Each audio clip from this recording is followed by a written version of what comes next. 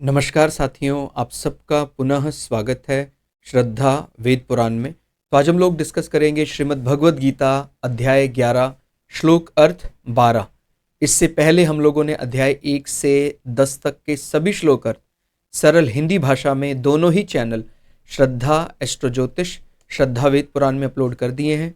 आप में से कोई भी व्यक्ति भगवद गीता को सरल हिंदी भाषा में समझना चाहता है, आप हमारे चैनल में आए जहां आपको 700 के 700 श्लोक अर्थ मिल जाएंगे। तो आइए आज का श्लोक अर्थ पढ़ते हैं। यह श्लोक जो है राजा धृतराष्ट्र के मंत्री संजय अपनी दिव्य दृष्टि का प्रयोग करके उन्हें हस्तिनापुर में बैठकर ही क्या युद्ध क्षेत्र में हो रहा है वो बता रहे हैं। और इससे पहले वाले श्लोक में अगर आप जाएंगे, श्लोक संख्या जब आप 9 में जाएंगे तो आपको समझ में आएगा कि यहाँ पर संजय धृतराष्ट्र किस प्रकार से अर्जुन से संबंध रखते हैं, उनका क्या यहाँ पर अर्थ हो सकता है, उनका क्या माने तत्व दृष्टि से क्या माने जा सकते हैं। यानी जब हम इस कथा को गीता को अपने जीवन में उतारना चाह रहे हैं तो अर्जुन को अपने समान जब आप समझ कर कि मैं भी एक धर्म के दोराहे पर खड़ा हूं, ऐसा मानकर विचार करेंगे तो भगवत गीता आपको और समझ में आएगी। और जब आप दूर दूर से ही केवल इसका निरीक्षण करेंगे तो फिर वैसा सार नहीं समझ पाएंगे। तो हमने जैसे ये तय किया था पहले भी कि अर्जुन की जगह रख रख कर हम अपने आप को देखें भगवान के सामने।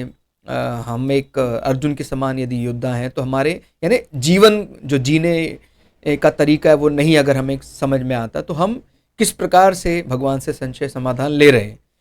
तो अगर हम अर्जुन की जगह हैं तो हमारे लिए संजय क्या हो सकते हैं, हमारे लिए धृतराष्ट्र क्या हो सकते हैं, तो वो हमने 9वें श्लोक अर्थ में अच्छे से समझा था। तो अभी क्या बता रहे हैं कि आकाश में 1000 सूर्यों के एक साथ उदय होने से उत्पन्न जो प्रकाश हो वह भी उस विश्व रूप परमात्मा के प्रकाश के सदृश कदाचित ही हो। तो संजय धृतराष्ट्र को बताते हैं कि यदि आकाश में एक साथ 1000 सूर्य भी उत्पन्न हो जाए, उदय हो जाए, वह भी उस विश्व रूप परमात्मा विराट स्वरूप के तेज को, प्रकाश को, ऊर्जा को उनकी बराबरी नहीं कर सकते। यानी कोई अब संजय को ऐसा कोई शब्द नहीं मिल पा रहा है क्या कहें उनके प्रकाश को समझाने के लिए।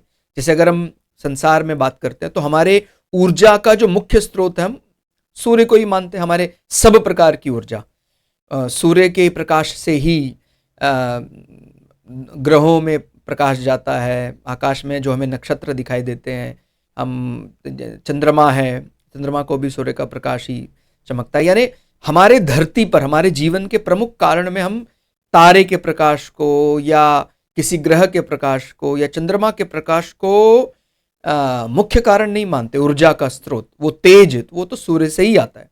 विज्ञान की भाषा में भी यदि आप समझें तो विज्ञान में भी बोलते हैं कि हमारे जीवन के लिए ऊर्जा जो है वो पेड़ जो है सूर्य से सोख लेते हैं, यानी उनको एक प्रकार प्रोड्यूसर जैसा मानते हैं।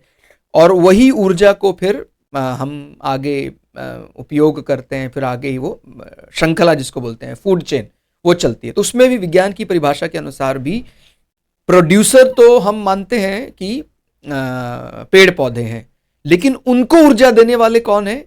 भगवान सूर्य। ठीक हो गया। तो यानी हम सबका प्राइमरी प्रोड्यूसर कौन माना जाता है? सूर्य, सन।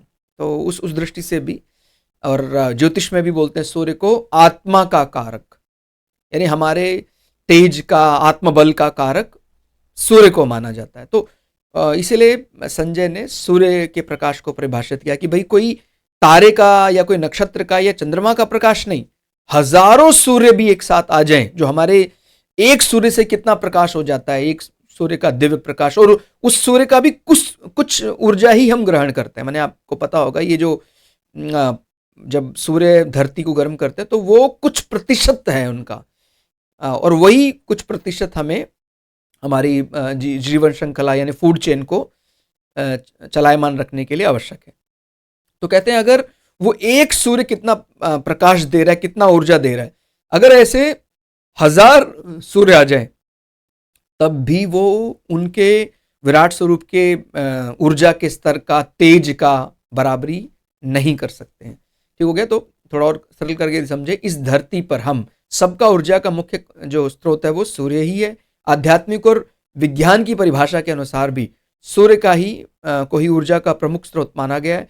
हम सब मनुष्य इस धरती पर जो भी कार्य करते हैं उसके लिए ऊर्जा का मुख्य कारण वो सूर्य ही है। सूर्य हमारी आत्मा का कारक भी हम मानते हैं ज्योतिष अनुसार। सूर्य को प्रारंभिक उत्पादक यानी प्राइमरी प्रोड्यूसर की तरह माना जाता है। तो उसी ऊर्जा का मुख्य स्रोत यहां भगवान के विराट स्वरूप के साथ जोड़कर दिखाने का प्रयास किया गया है। आकाश में कहते हैं हजारों तारे एक साथ उदय होने पर भी उनका मिला हुआ प्रकाश एक चंद्रमा के प्रकाश के समान नहीं हो सकता। यानी चंद्रमा में नक्षत्र तारों से ज्यादा प्रकाश हम मानते हैं, और कहते हैं हजारों चंद्रमा का मिला हुआ प्रकाश भी एक सूर्य के समान नहीं हो सकता है। ऐसे ही कहते हैं आकाश में हजारों सूर्य एक साथ उदय होने पर उन सब का मिला हुआ प्रकाश भगवान के विराट स्वरूप के दिव्य प्रकाश के समान नहीं हो सकता है। तात्पर्य यह हुआ कि हजारों सूर्य का प्रकाश भी विराट भगवान के स्वरूप के प्रकाश के सामने जो है वो फीका पड़ रहा है, कारण कि सूर्य का प्रकाश भौतिक है जबकि विराट भगवान का प्रकाश दिव्य है। भौतिक प्रकाश और दिव्य प्रकाश अलग अलग प्रकार के हैं। यानी वो उसमें भौतिक जो गर्मी है, तेज है, और लेकिन जब हम बात करते हैं दिव्य प्रकाश की तो उसमें एक विशेष दिव्यता है। तो उसको समझाने के लिए संजय ने यहाँ इन शब्दों का इस्तेमाल किया। नहीं तो दिव्य प्रकाश को तो हम और कहाँ से परिभाषित करें। जो पहली बार देखा हो, पहली बार सुना हो, उसको कहीं ना कहीं समझाने के लिए तो हम संसार के रूपों का ही, संसार के ऊर्जा स्रोत का ही उपयोग करेंगे।